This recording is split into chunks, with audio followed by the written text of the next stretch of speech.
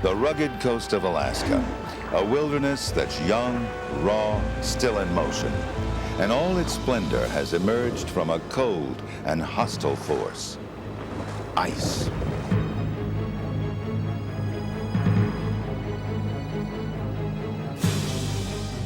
Glaciers have sculpted Southeast Alaska with a hard hand. And though the Ice Age is over now, glaciers still march down to the sea. They are the force of change, of destruction and creation. And the Alaskan coast still resounds with the breaking thunder of the ice.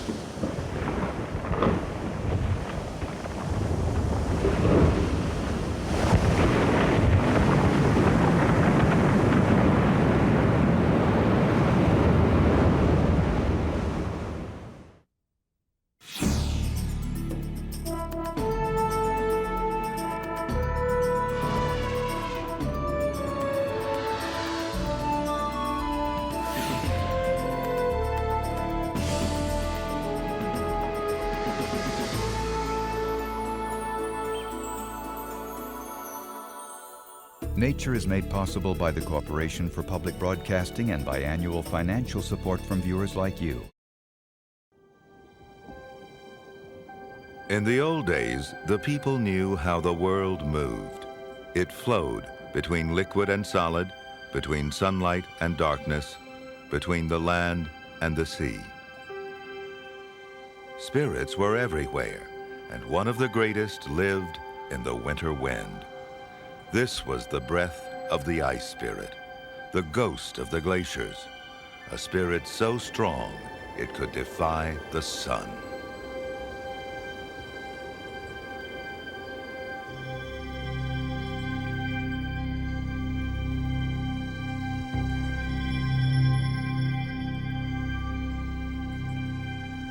Sweeping in from the sea, the wind unleashed a great force on the mountains. Falling, it covered everything.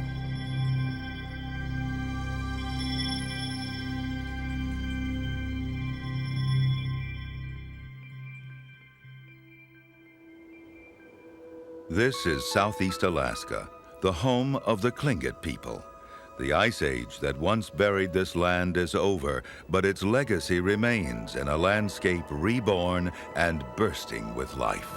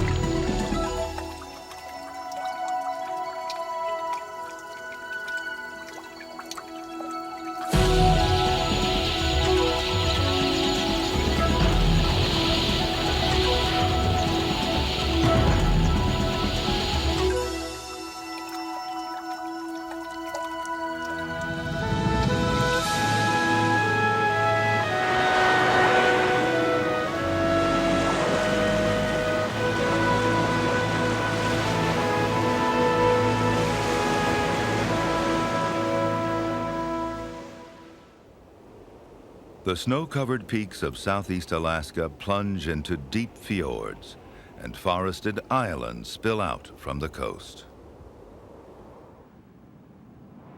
Immense ice fields still embrace the mountains. The ice stretches, bends, and splits into deep crevasses as it moves over the Earth's surface far below.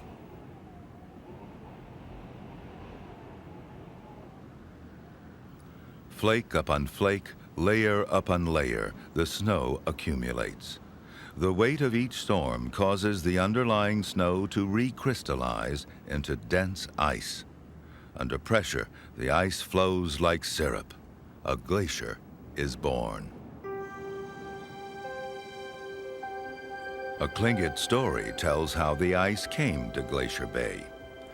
A young Tlingit woman saw the face of a handsome man in the ice and called him down to her. The glacier advanced to meet her. All the people fled except the young woman, who was claimed by the ice.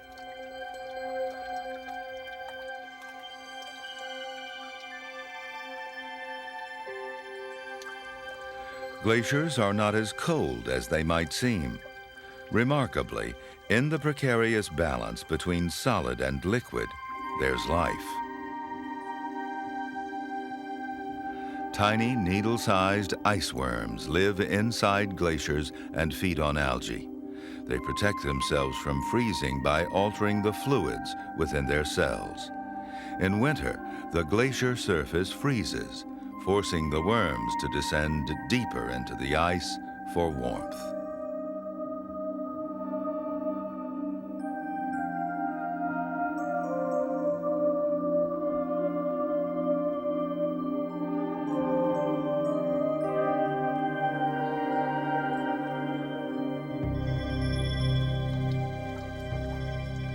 Inside the glacier, water works its magic.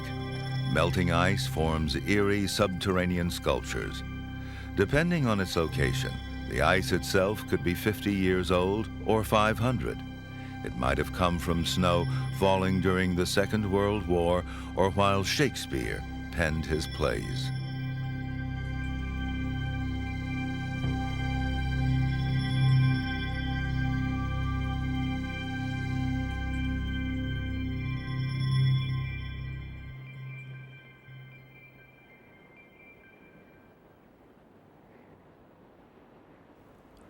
These rivers of ice can move mountains. Whether shrinking or expanding, all glaciers are on the move.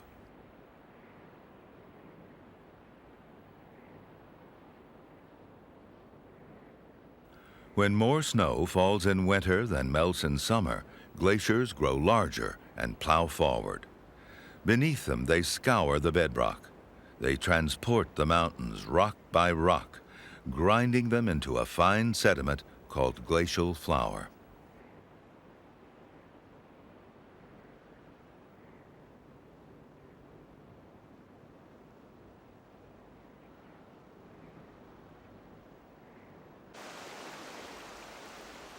Where the glaciers end, the rivers begin, cutting and braiding through the mountains, carrying away vast quantities of silt and debris. In many rivers, like the Stikine, the glacial sediment creates a broad delta. These tide flats form vast, fertile fields, brimming with food. In spring, western sandpipers stop over on their way from Central and South America to summer nesting grounds in the Arctic.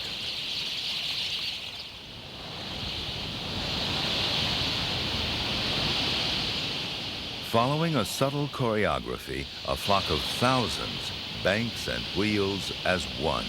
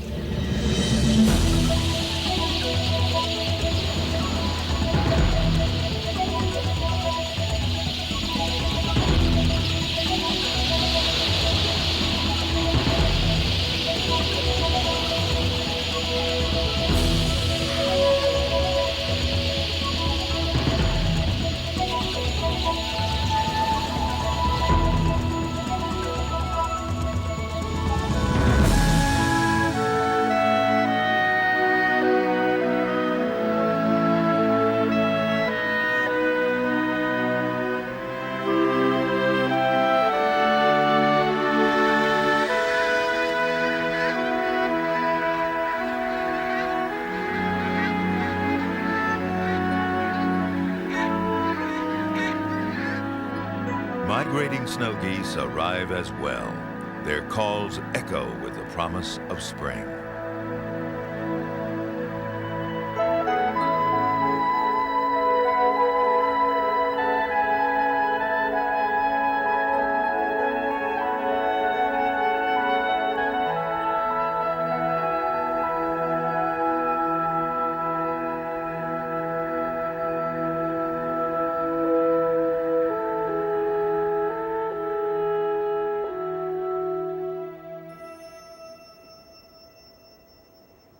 Far above the busy life of the deltas, the glaciers continue their imperceptible movement. Some reach all the way to the sea, stretching into narrow fjords like fingers into a glove. Others spill into the open ocean from coastal valleys. Wherever they confront the sea, the rivers of ice start to crumble. Icebergs create perfect nurseries for thousands of harbor seals. Their home, however, is a battlefield where glaciers challenge the sea in a deafening clash of titans.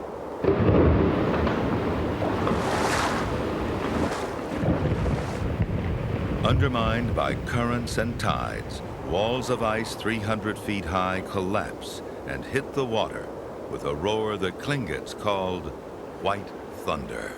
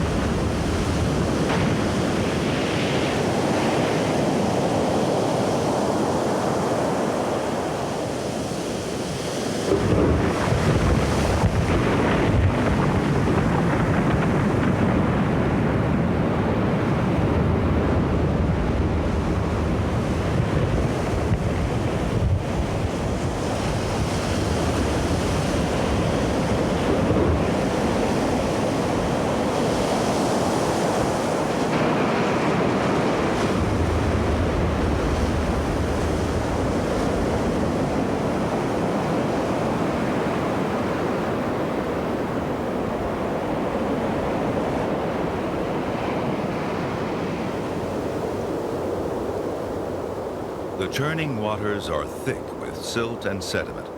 The harbor seals use all this chaos as cover. Their enemies, killer whales, find it hard to hunt with all the noise and the floating ice.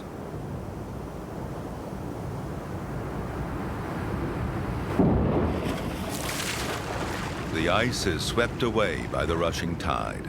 The narrow inlets intensify the ebb and flow, creating tides that can rise 20 feet in 6 hours.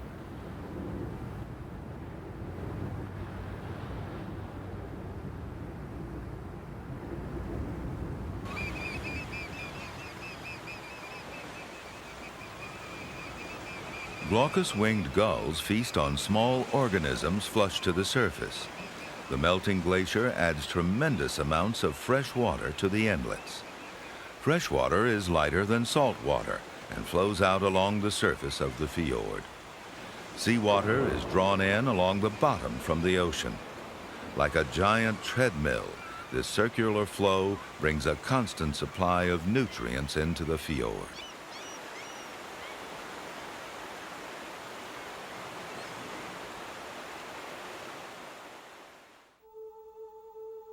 The long days of summer bathe the land and ocean in 19 hours of sunlight. Forests of bull kelp flourish in the green waters. The sea is thick with tiny floating plants and animals. As constant as the moon and sun, the rhythms of the tides never cease. Tidal currents wash through the kelp beds, bringing food to the tentacles of the Cribonopsis anemone.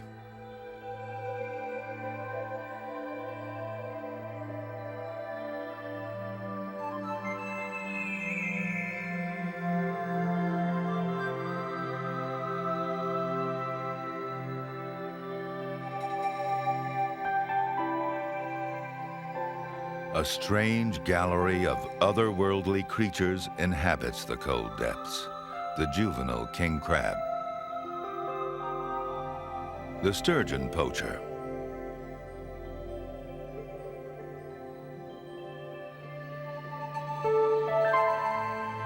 the Irish lord,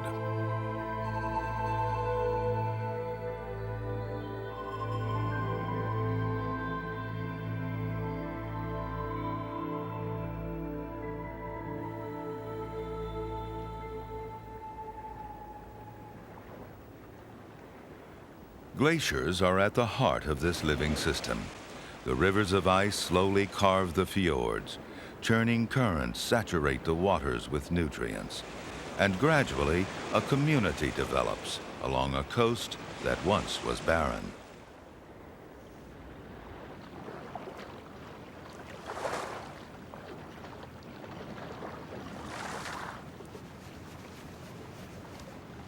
Sea otters revel in these frigid waters. Unlike seals and whales, insulated by layers of fat, sea otters rely on their luxurious fur coats for warmth. The thick fur needs constant grooming to maintain its insulating abilities. Sea otters hunt in the kelp forests and bring a catch of crabs to the surface to dine.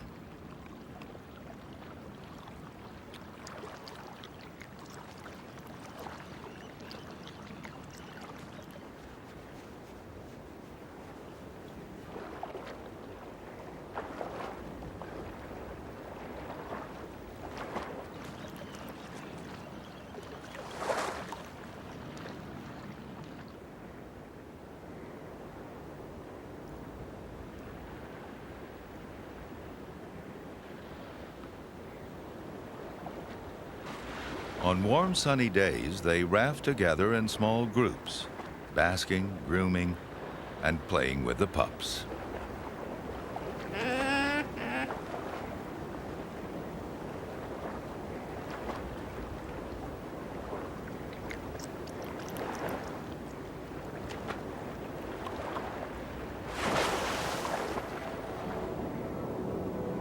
Schools of herring, sandlance, capelin, and other small fish congregate in these rich waters. Their numbers attract great ocean wanderers from across the world.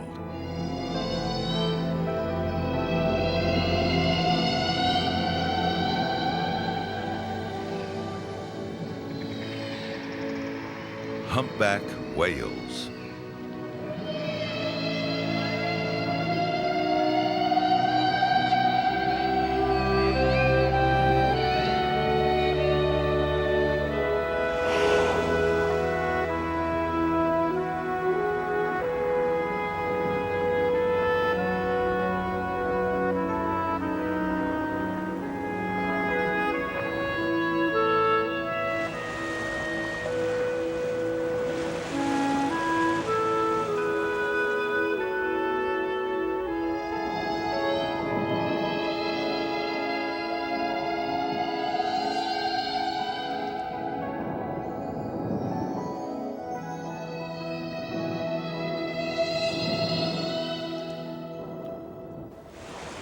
The humpbacks have come all the way from the tropical waters of Mexico and Hawaii. They spend the winter in warm, clear seas where they breed and give birth. But as the year swings into summer, the humpbacks head for these cold waters of Alaska. They cross thousands of miles of ocean, navigate a maze of fjords and islands, often homing in on precisely the same feeding spots each summer.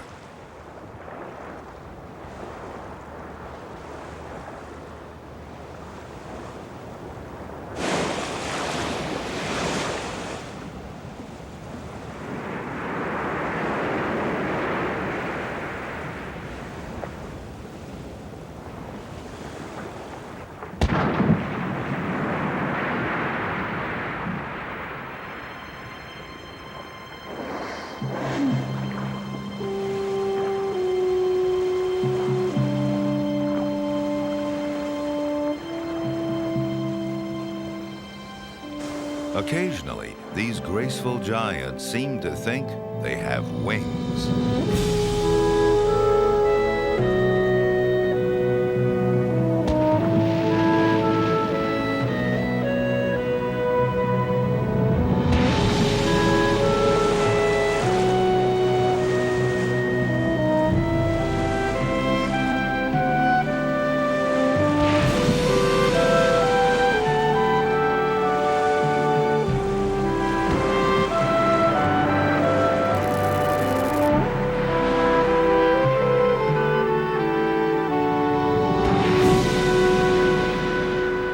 Just why whales breach is something of a mystery.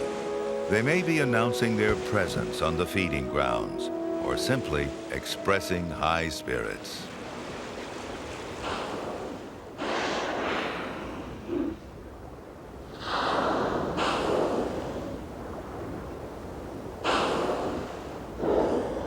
Having fasted for months, the whales arrive with voracious appetites.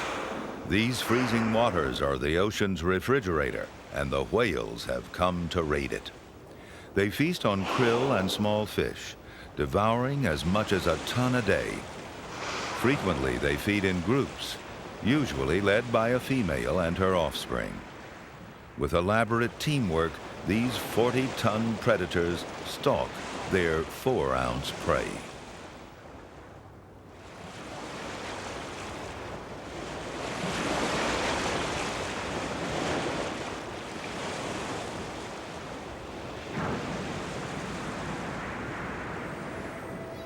To harvest schools of herring, humpbacks use a remarkable technique called bubble netting. The lead whale dives below the herring and swims in an upward spiral, exhaling a frothy net of bubbles around the school. The whales may also be stunning the fish with their eerie, high-pitched calls.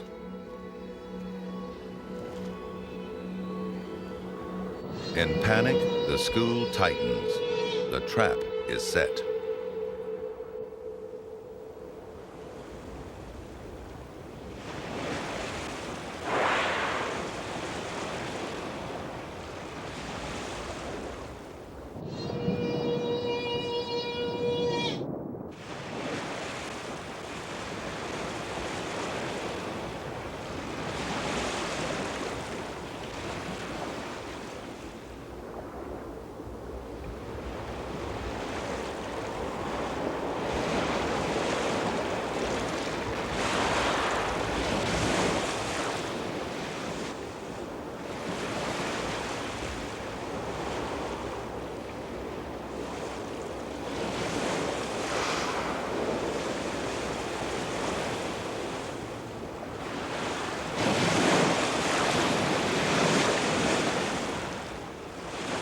The maneuver is beautifully synchronized, with each member of the team maintaining its position lunge after lunge. Bubble net feeding is an ingenious trick. The whales actually use air and sound as tools to snare their quarry in an effervescent trap. And when they finish, their gear disappears, leaving no trace behind.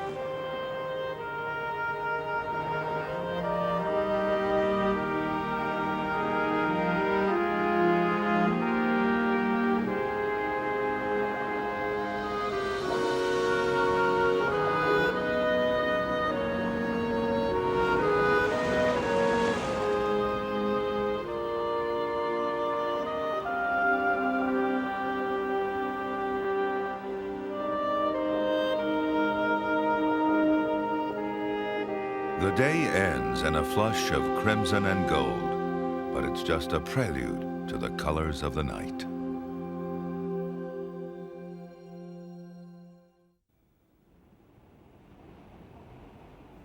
Far above the ice, Unearthly veils of light flash and shimmer across the sky. This is the aurora borealis. These northern lights appear when the sun blows low-energy particles across the Earth's magnetic field. The collision of the charged particles with the atmosphere ignites the sky. To the Tlingit people, these celestial fires were the heroic spirits of dead warriors, blazing in the heavens.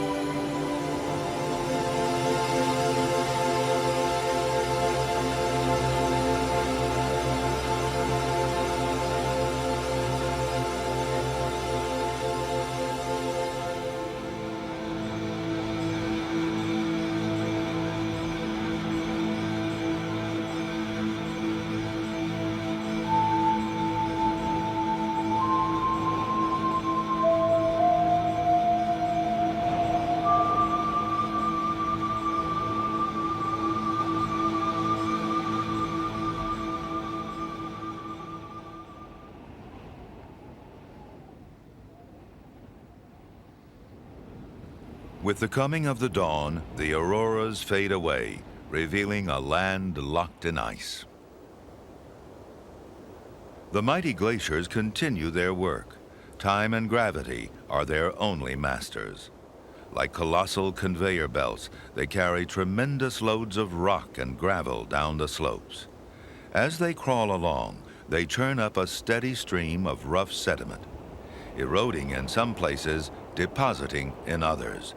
Glaciers bulldoze down the valleys, creating ridge-shaped landforms called moraines. The moraines serve as protective buffers, enabling the glacier to plow its way into the ocean.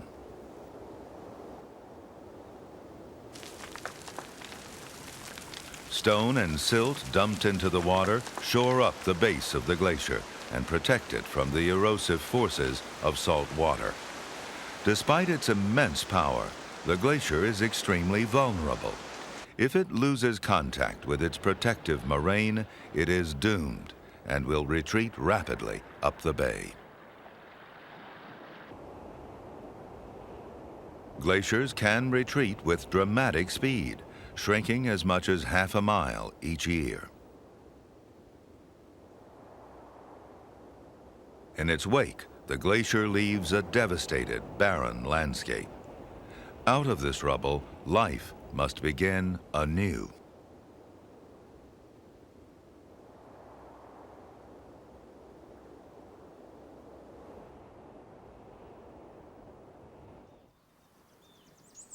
The first plants to arrive are carried in by the wind. Dryas is a hardy plant that overcomes the absence of nutrients in the soil by absorbing nitrogen directly from the air.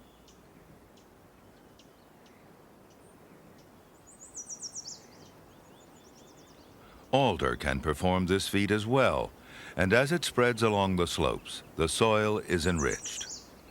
Alder reproduces rapidly, and within a decade or two, it is flourishing in dense thickets. Ironically, each new species changes the environment in ways that eventually lead to its own demise. Sitka spruce take advantage of the environment provided by the groves of alder, and soon they begin to win the race for light and space. With each successive stage of development, the diversity of plants increases. As the generations pass, a thriving temperate rainforest emerges.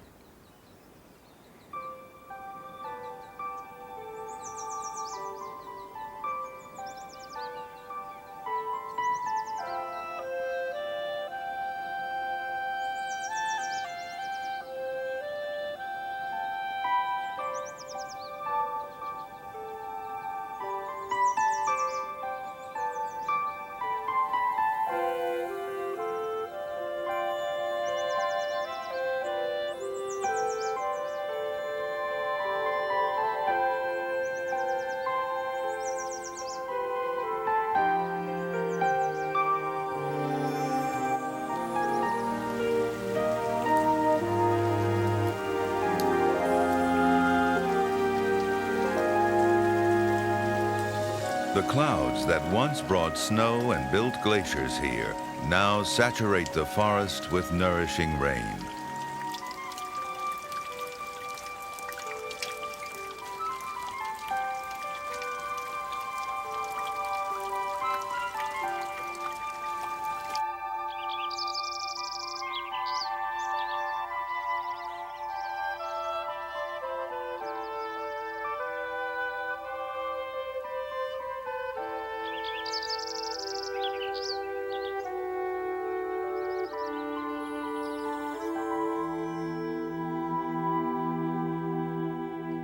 The final chapter of the story sees the mature rainforest drowning in its own productivity.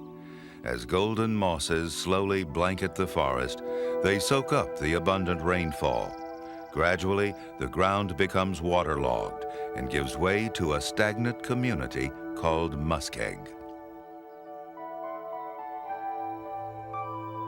With the formation of these bogs, the exquisite process of regeneration grinds to a halt. In all this water, organic matter can no longer decompose.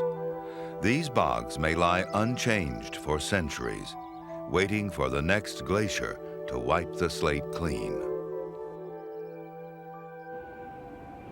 On a geologic timescale, the glaciers race up and down the fjords, each time changing the landscape and creating new places for animals to live. Mountain goats are quick to move into new areas following a retreating glacier. With their padded hooves and calm dispositions, they're at home in this vertical world.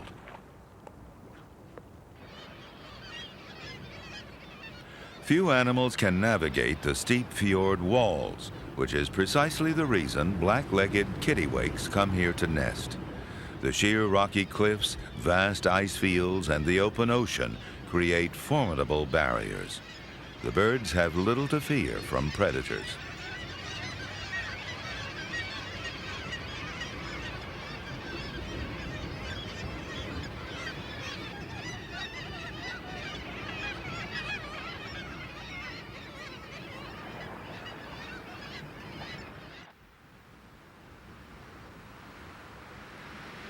Remarkably, a few species of amphibians have arrived, such as these boreal toads. They spent the first part of their lives as eggs and tadpoles. Now they emerge from the lakes and ponds to feast on the abundant insects.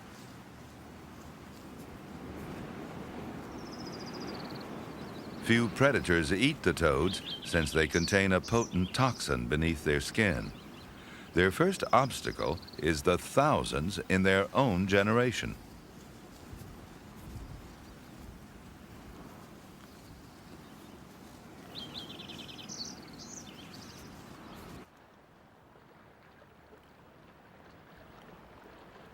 As the glaciers retreated, moose found their way into many parts of southeast Alaska. They come looking for the pioneer plants that spring up near the glaciers. These young bulls in Glacier Bay are trailblazers, searching for stands of their favorite food, alder and willow.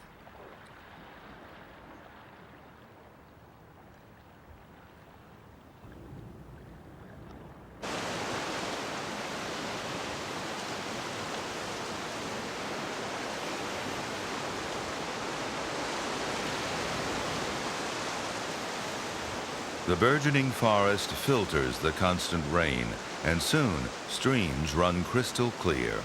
All is ready for a momentous event in the glacier story, the arrival of the salmon.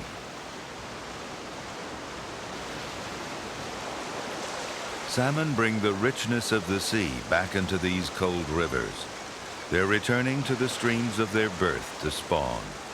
Long ago, they made the Tlingit a wealthy people. The Tlingit believed that salmon were a large and powerful tribe, organized into 5 clans: Chinook, Coho, Humpback, Dog, and Sockeye. Salmon streams were family possessions, passed down for generations. But the Tlingit were never the only fishermen here.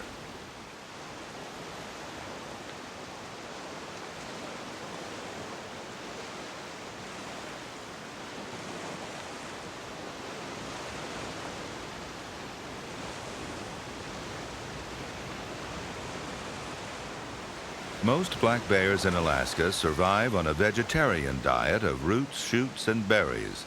But here on the coast, they fish for salmon. The high concentration of bears leads to a pecking order at the best fishing holes. The more dominant bears claim the prime sites.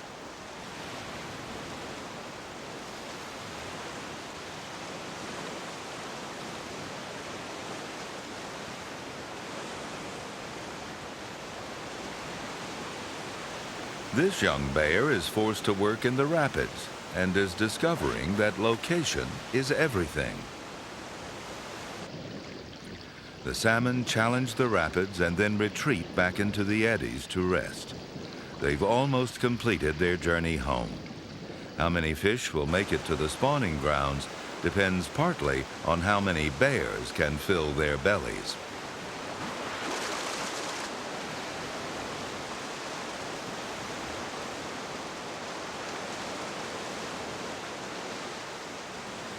A young cub appears overwhelmed by the scene, but catches on quickly.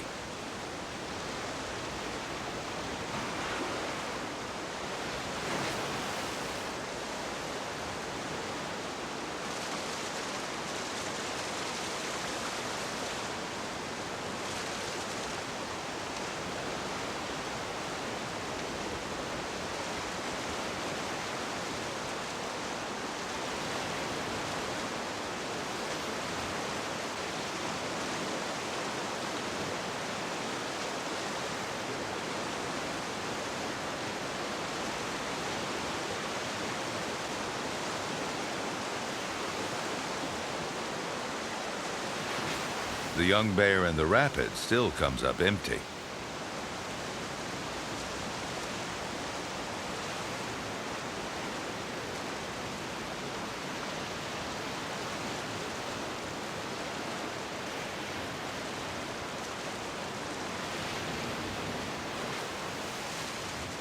The rivers are choked with salmon, and the bears can afford to be picky eaters. They savor the fatty brains and roe and frequently throw the rest away.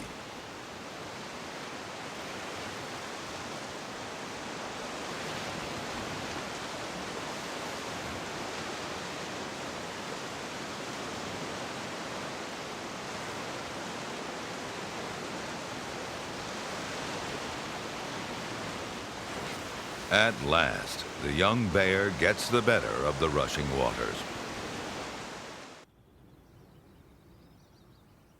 As the glaciers shape the land, they sometimes shape the animals who live here. This striking creature is a glacier bear. Long ago, when glaciers dominated the region, small populations of black bears were trapped by the ice. These bears evolved into a separate race with a beautiful blue cast to their fur. Today, they're extremely rare.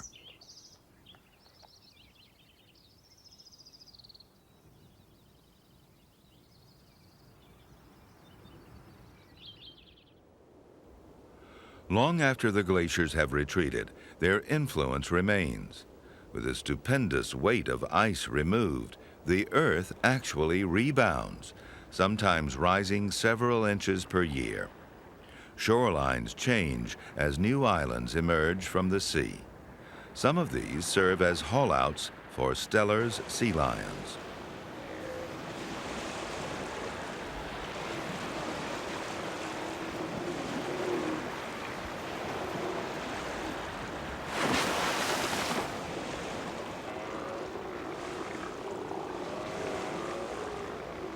Every year, Steller's sea lions assemble in a raucous crowd, bellowing from their rocky ledges day and night.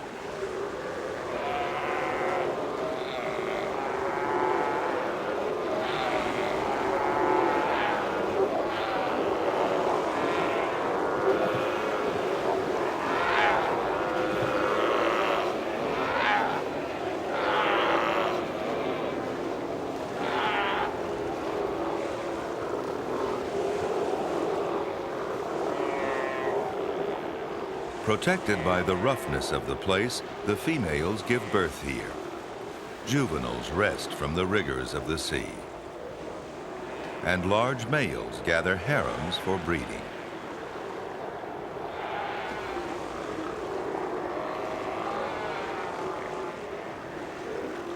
Sea lion society is a unique combination of a craving for closeness and a constant complaining of overcrowding.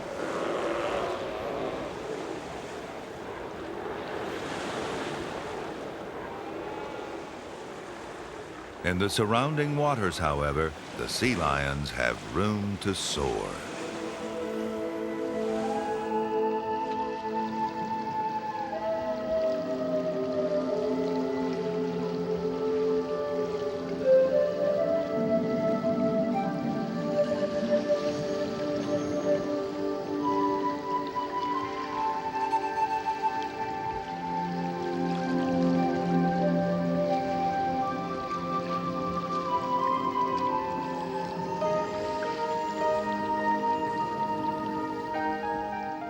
The deep-sea fishing grounds around these islands provide for this hungry mob and for those who fish alone.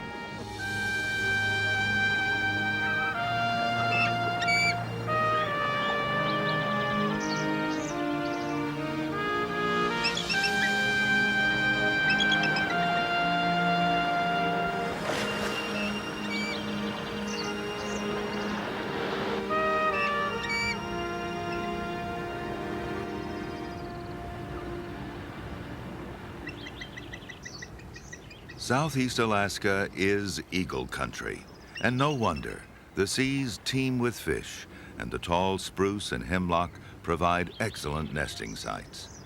Endangered outside Alaska, bald eagles have found a stronghold here, surviving in numbers as high as they were when Europeans first arrived. In fact, many breeding pairs will raise 2 chicks, a feat rarely accomplished anywhere else.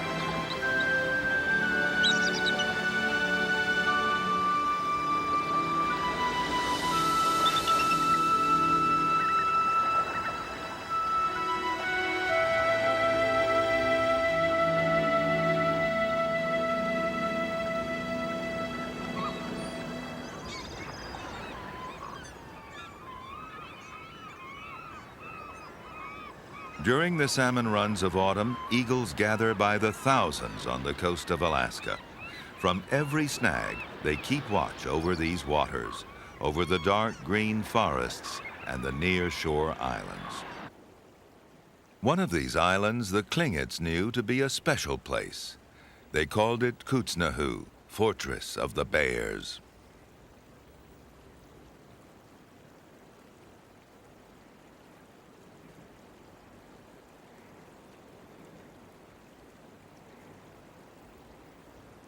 This is the Alaskan brown bear, the same species as the grizzly. Here on Admiralty Island, there are an estimated 1,700, the highest concentration in the world. Brown bears on the coast grow enormous on a diet of salmon. Some of these giants tip the scale at 1,500 pounds.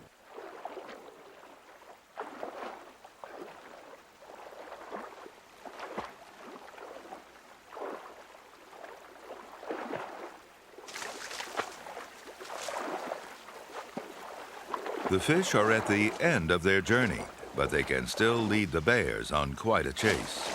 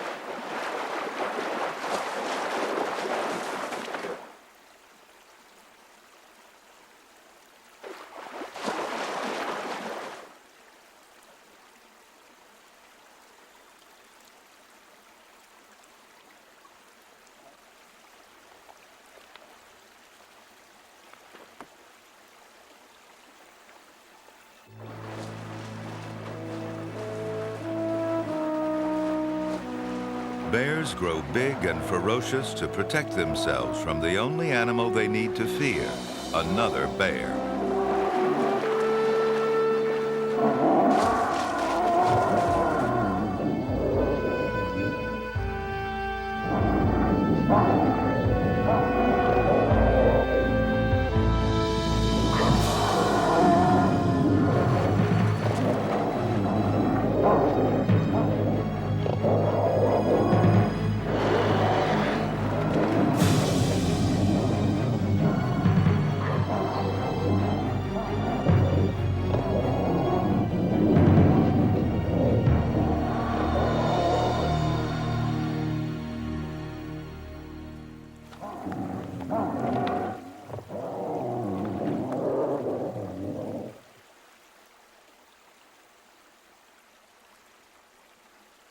Mothers and their young stay close together because adult male bears, given the opportunity, will kill the cubs.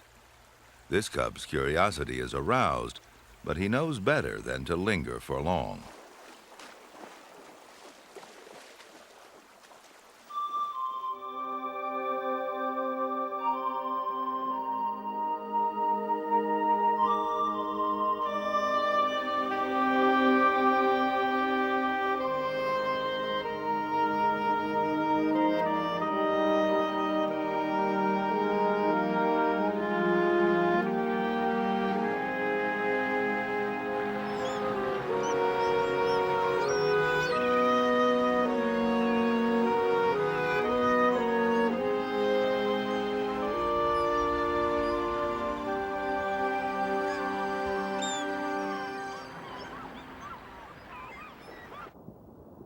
In late autumn, second and third runs of salmon pulse up the rivers, and bears gather for their final meals before hibernation. Some fish from the shore, while others wade in, snorkeling for dying salmon on the river bottom.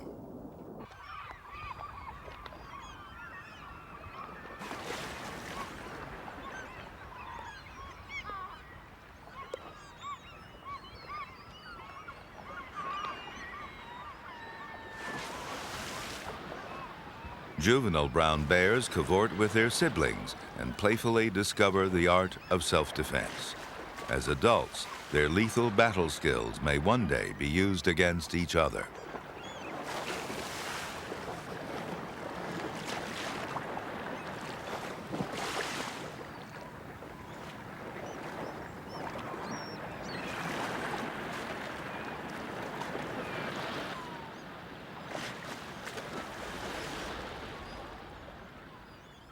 With their stomachs stuffed with salmon, the bears are ready for a long winter's nap. They've been gorging on fish for several months, gaining up to 5 pounds a day. But there always seems to be room for just one more.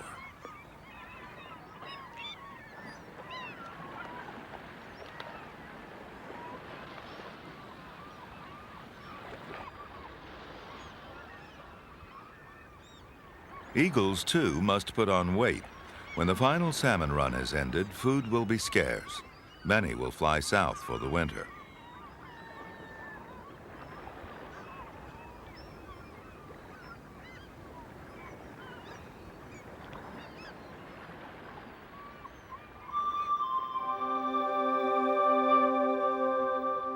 The days grow shorter. Soon, the sun will barely rise.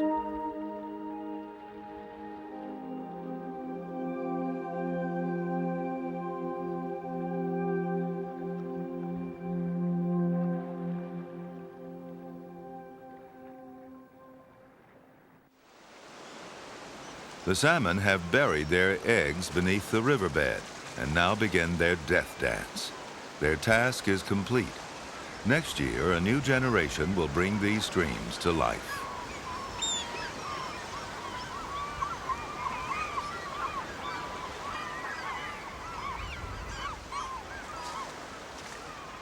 The dying fish are a bridge between two worlds, offspring of the glaciers and the sea. Salmon, eagles, bears, and all creatures here live in a world made from ice and rock.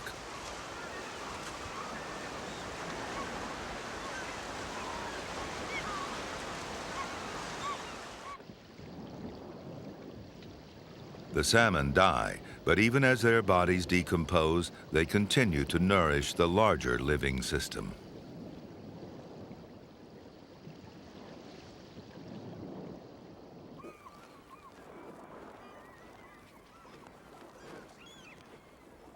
Finally, even the biggest salmon eaters can eat no more. All they want now is sleep, a long, deep sleep that comes just in time.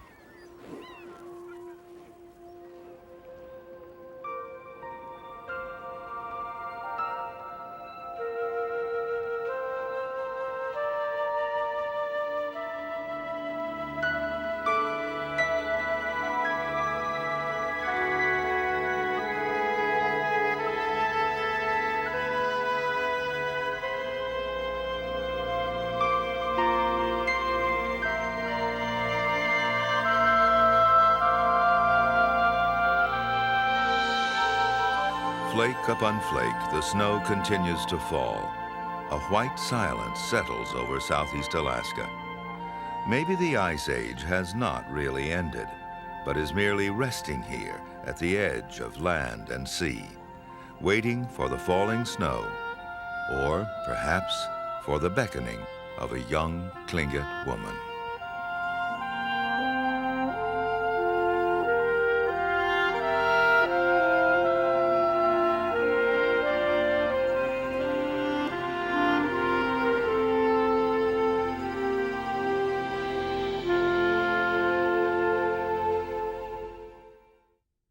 Nature is made possible by the Corporation for Public Broadcasting and by annual financial support from viewers like you.